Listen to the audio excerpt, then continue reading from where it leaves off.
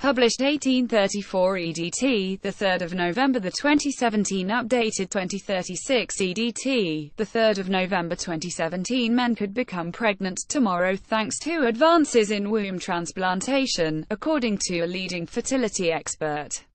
The success of womb transplants into women has paved the way for a similar operation being carried out on people born male.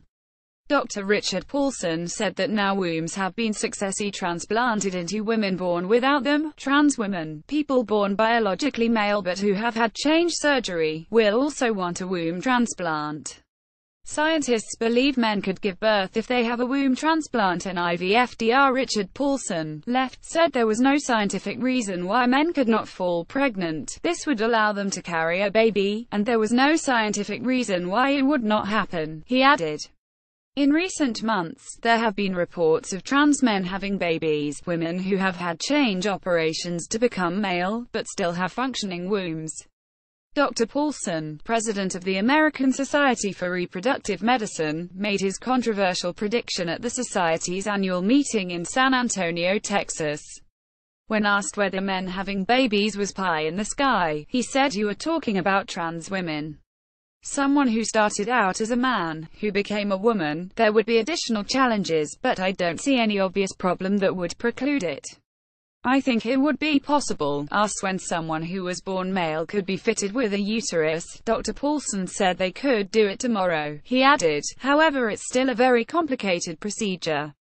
It's a huge team. It's not something somebody can do in a community hospital and just get it done." Dr. Paulson explained that one problem is that the male pelvis would not allow a baby to pass through it because it is too narrow, so a man would have to give birth by cesarean section.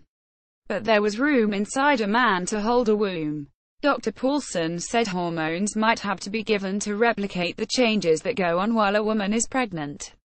Procuring a uterus would be necessary, either from a living donor or from a brain-dead donor, a complicated, 10-hour operation. Once the uterus has been transplanted, an IVF embryo would have to be implanted. Dr. Paulson said the field of trans medicine has now reached the main, adding, "I suspect there are going to be trans women who want to have a uterus and will likely get the transplant." Womb transplant is still very much an experimental procedure. The first that resulted in a live birth took place in 2014, carried out by Dr. Mats Brandström, of the University of Gothenburg in Sweden. The first British attempt at a womb transplant is expected to be carried out next year, on a woman, by Dr. Richard Smith of Imperial College London. In the UK, it would be illegal for an IVF clinic to create an embryo for the purpose of implanting it in a man under the Human Fertilization and Embryology Act 2008, an international agreement. The Montreal Protocol also stipulates that womb transplants should be carried out only in biological women. Julian Savulescu, professor of practical ethics at Oxford University, said womb transplantation represents a significant risk to the fetus and future child.